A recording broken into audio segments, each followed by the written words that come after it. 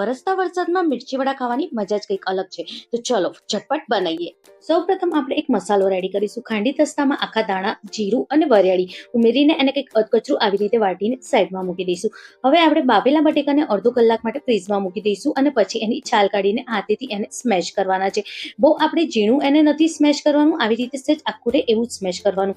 હવે એક તોડામાં થોડું તેલ લઈ લઈશું અને જે અત્યારે મસાલો ખાંડીને મૂક્યું હતું એ અને થોડી જ હિંગ ઉમેરીને શેકી લઈશું. હવે એની અંદર આપણે લીલા મરચાં ઉમેરવાના છે, જે છે તીખા હોય એવા ઉમેરવાના. બેઝિક મસાલા કરી દઈશું. હલ્દી પાવડર, ધનિયા જીરું પાવડર, લાલ મિર્ચ પાવડર અને ખાસ કરીને અમચૂર પાવડર ઉમેરીશું, જેથી આનો ટેસ્ટ બહુ જ સરસ આવે. મીઠું આમાં આપણે ટેસ્ટ અનુસાર ઉમેરવાનું છે.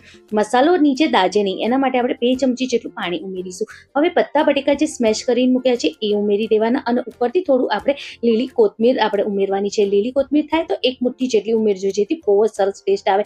અને 1 ચમચી જેટલું આપણે આની અંદર કસૂરી મેથી હાથેથી મસળીને ઉમેરવાની, જેથી બહુ જ સરસ ટેસ્ટ આવશે. જ્યારે બધો મસાલો રેડી થઈ જાય મિક્સ કરીને સાઈડમાં મૂકી દઈશું. બેટર બનાવવા માટે આપણે બેસનનો લોટ અને ચોખાનો લોટ લઈ લઈશું. મીઠું આપણે ટેસ્ટ અનુસાર ઉમેરીશું. એમાં થોડી આપણે અજવાઈન ઉમેરીશું અને હવે આની અંદર લાલ મિર્ચ પાવડર, હલ્દી પાવડર ઉમેરીને મિક્સ કરીને આની અંદર થોડું પાણી ઉમેરતા જઈશું અને મિક્સ કરતા જઈશું. બહુ ઢીલું બેટર નથી કરવાનું, સહેજ ઘટ બેટર રહે એટલું જ આપણે બેટર મિક્સ કરવાનું છે. પાણી જેટલું અનુસાર લાગે એ પ્રમાણે ઉમેરવાનું છે, પણ બહુ વધારે પડતું પણ પાણી નહીં ઉમેરવાનું, જેથી બેટર ઢીલું થઈ જાય. આટલું ઘટ બેટર હોવું જોઈએ. અને બેટરને 2 મિનિટ માટે આપણે સરસ રીતે આપણે ફેટી લઈશું, જેથી એકદમ ફૂલેલું અને લીસું બેટર બનીને રેડી થઈ જાય. આવી રીતના જે મરચાં આવે છે એ લઈ લઈશું અને વચ્ચેથી કાપા મૂકી દઈશું. કાપા મૂકીએ ને તો કંઈક આવી રીતે મરચાં દેખાય. હવે વચ્ચે જે આપણે કાપા મૂક્યા છે એની અંદર બટેકાનો મસાલો ભરવાનો છે. જેમ બટેકાનો માવો છે એ આપણે સરખો ભરવાનો છે. બધા મરચાંમાં આપણે બસ આવી જ રીતે બટેકાનો માવો ભરીને રેડી કરી દેવાનું. હવે જે બેટર છે એની અંદર આપણે 1/4 ચમચી જેટલું ખાવાનું સોડા ઉમેરવાનું અને 2 થી 3 ચમચી જેટલું ગરમ તેલ ઉમેરવાનું.